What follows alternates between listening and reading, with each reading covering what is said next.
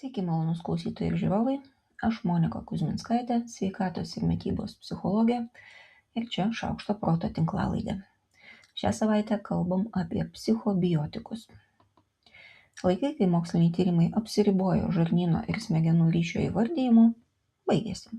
Dabar apie šį ryšį žinome gerokai daugiau, atsirado psichobiotikų terminas ir dabartinis požiūris jau formuojasi apie tai, kad žarnynas ne tik veikia smegenis, bet kad žarnynas yra neurocheminių medžiagų bioreaktorius, kuris valdo mūsų kognityvinę ir emocinę būseną. Paskutiniais metais tyrimai vis labiau orientuojasi į metabolinę psichiatriją. Ši tyrimų kryptis daugiausiai dėmesio skiria mikrobiniams metabolitams, tai yra bakterijų gaminamoms molekuliams, kurios gali praeiti per kraujo smegenų barjerą. Smegenys išlikusios organizmo dalies gali pasiekti toli gražu ne visos medžiagos. Tokių barjerų smegenys saugosi nuo kenksmingų medžiagų. Kažkada buvo manoma, kad šis barjeras nepraleidžia iš viso nieko. Šiandien vis daugiau palaikymo įrodymais sulaukia vadinamoji dirgliosios žarnos dirgliųjų smegenų, arba angliškai leaky gut, leaky brain teorija. Ji kalba apie tai, kad jei žarnyno vidinė sienelė yra pažeidžiama dėl netinkamos mitybos arba lėtinio streso, tada į kraują patenka uždegimą skatinantys citokinai ir lipopolisacharidai. Šios molekulės padidina kraujo smegenų barjero pralaidumą, todėl prasideda nervinio audinio uždegimas, kuris laikomas pagrindinė vaistams atsparios depresijos ir vadinamoje smegenų rūko arba brain fog priežastimi. Nervas klajoklis, vagus nerve angliškai, laikomas pagrindiniu šios struktūros signalų transportu. Tyrimais nustatyta, kad probiotinės bakterijos Lactobacillus rhamnosus veikia GABA receptorių smegenyse. Bandymuose su gyvūnais pažeidus, nutraukus nervą klajoklį, nebelieka šių probiotikų teigiamo poveikio mažinančio depresiją. Žinoma ir apie kitų bakterijų poveikį.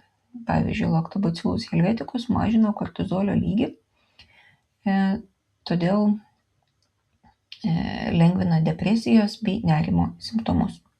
Bifidobakterijom longum mažina suvokiamą emocinio streso lygį, stiprina emocijas apdorojančių smegenų neuroninės jungtis, smegenyse padaugėja neurologinį uždegimą mažinančių medžiagų ir tai mažina nerimastingą elgesį. Ne pabaiga. Lactobacillus plantarum bakterijų gaminamos medžiagos padidina dopamino ir serotonino lygius kaktinėje smegenų skiltyje, o tai gerina dėmesį ir judesių koordinaciją. Bifidobakterijom infantis gerina hipokampo funkcijas ir mažina smegenų uždegimą. Tai reguliuoja triptofano gamybą.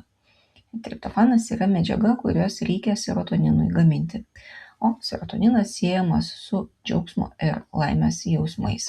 Čia matyti vieta dar kartą priminti, kad žarnyne pagaminama nuo 90 iki 95% viso organizme pagaminamo serotonino, tačiau jis smegenų nepasiekia, nes negali kirsti kraujo smegenų barjero. Tačiau be kitų su nuotaika nesusijusių funkcijų žarnyno serotoninas taip pat veikia smegenyse gaminamo triptofano lygį, o jau triptofano reikia smegenyse gaminamam serotoninui sintetinti. Toliau. Lactococcus lactis palaiko efektyvią serotonino gamybą senstančiose smegenyse ir skatina neurogenezę, nes skatina BDNF arba Brain Derived Neurotrophic Factor gamybą. Akkermansia municiphala gamina trumpų ir grandinių riebalinės rūgštis, kurios stiprina kraujo smegenų barjero funkciją ir saugo smegenis nuo uždegimo. Bifidobakterijum breve mažina neurologinį uždegimą ir gerina dėmesio bei kalbos rodiklius kūdikių smegenyse. Clostridium butyricum lengvina depresijos simptomus ir gerina miego kokybę. Taigi, trumpai tariant, gerinant žarnyno sveikatą tiesiogiai mažinamas smegenų uždegimas ir taip gerinama smegenų sveikata. Tam, kad žarnyne visos tos bakterijos ir gyventų, svarbu valgyti probiotikų turinčius maisto produktus. Geriausiais probiotikų šaltiniais laikomas kefyras, būtent kefyras, o ne bet koks jogurtas, rauginti kopūstai, kimči, fermentuotos sojų pupelės nato, kurių pas mus turbūt nėra, kombučia, miso. Svarbu vartoti ląstelieną, kuria šios bakterijos minta. Čia geriausiai jų šaltiniai, gal šiek tiek netikėtai, bet yra topinambai, šiek tiek neprinokę bananai, cikorijų šaknis, pienių lapai, porai, svogūnai, česnakai ir skaldytos kakavos pupelės arba angliškai kakao nips. Taip pat reikalingi polifenoliai, kurie saugo žarnyno sienelių sveikatą. Čia paminėtinos mėlynės, alyvuogių aliejus, graikiški riešutai ir žalia arbata.